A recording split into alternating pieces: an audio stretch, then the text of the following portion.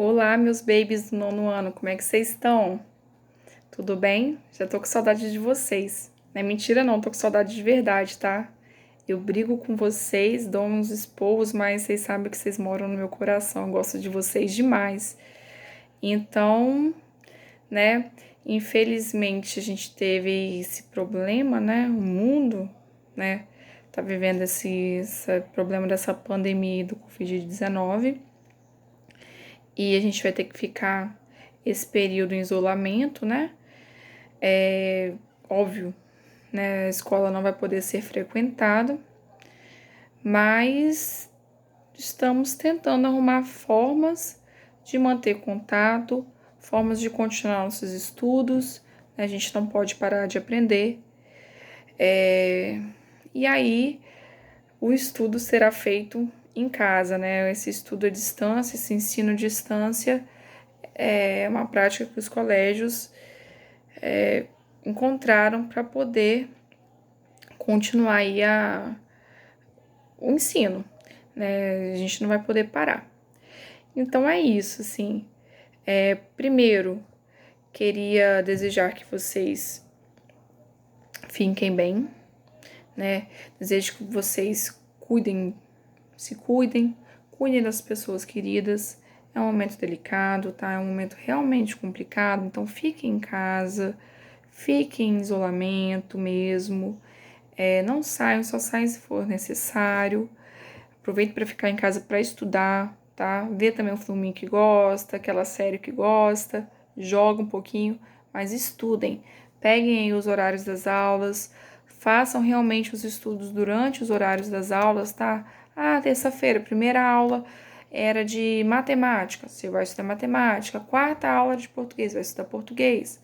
Minhas aulinhas aí são 2 por semana. Tira um momentozinho na quinta para estudar história e um momentozinho na sexta para estudar história, tá bom? Vocês já devem ter recebido o roteiro de estudos, tem umas atividades já direcionadas a vocês. Vocês estão com o livro em mãos, né? Então, conteúdo basicamente ele tá todo no livro. Tem algumas videoaulas que eu acabei indicando para vocês. E vai dar certo, a gente vai conseguir fazer dar certo, tá?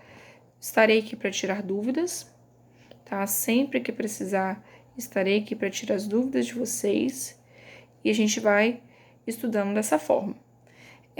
O capítulo que vocês vão estudar agora, a gente continua no capítulo 2 e é sobre a Revolução Russa, né? É um conteúdo com muitos detalhes. É um conteúdo bacana, mas vocês vão ter que tirar um tempinho para realmente ler as páginas que trabalham com esse tema, né? O que vem a ser Revolução Russa, galera? O que aconteceu, né? Tão famosa Revolução Russa. A gente aprendeu de início a Primeira Guerra Mundial. Né? A Primeira Guerra Mundial que ela vai de 1914 a 1918. Vocês lembram que eu contei para vocês que em 1917 os Estados Unidos eles entram na guerra e logo em seguida, né, em abril, os Estados Unidos entram em abril de 1917. Em outubro de 17, a Rússia, o Império Russo, sai da Primeira Guerra Mundial, né? Antes da guerra acabar de fato, eles fazem um acordo com os alemães e acabam saindo da guerra.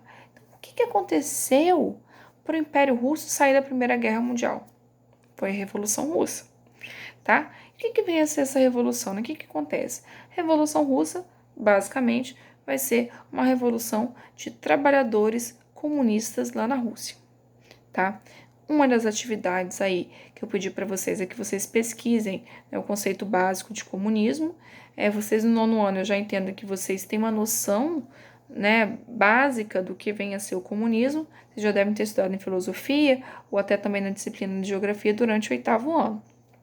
Mas, de qualquer forma, eu pedi que vocês fizessem uma pesquisa rápida sobre o conceito de comunismo, tá? Só para a gente relembrar aqui rapidamente, o conceito de comunismo surge a partir da segunda metade do século XIX, né?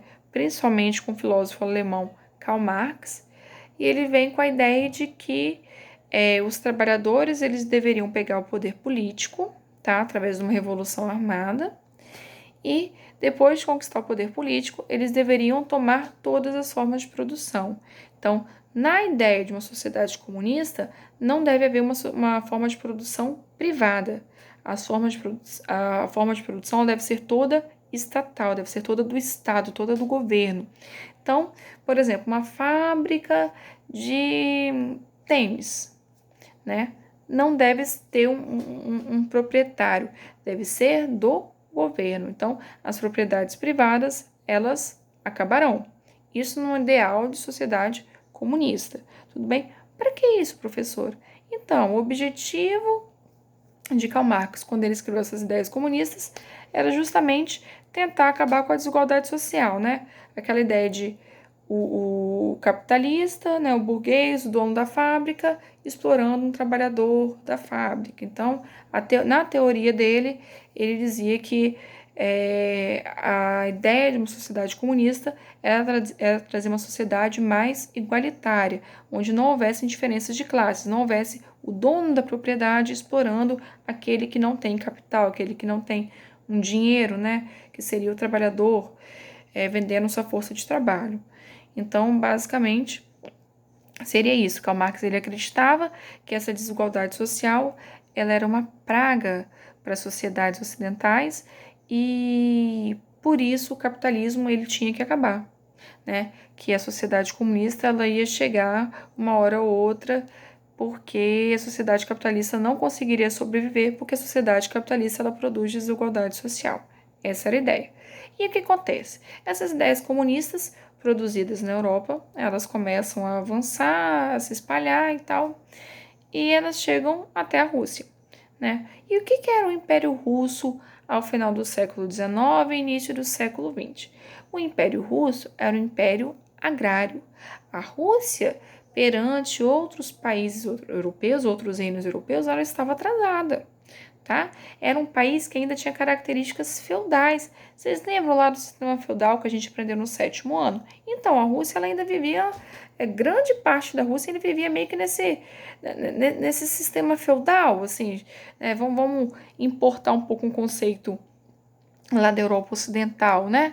Para que vocês entendam melhor. É como se ainda tivesse ali um sistema feudal, havia uma nobreza, né? 3% da população fazia parte da nobreza russa, que controlava grande parte das terras. Haviam camponeses que eram explorados nas terras dessa nobreza. A Rússia ela era pouquíssimo industrializada. Ela começou uma industrialização a partir do início do século XX.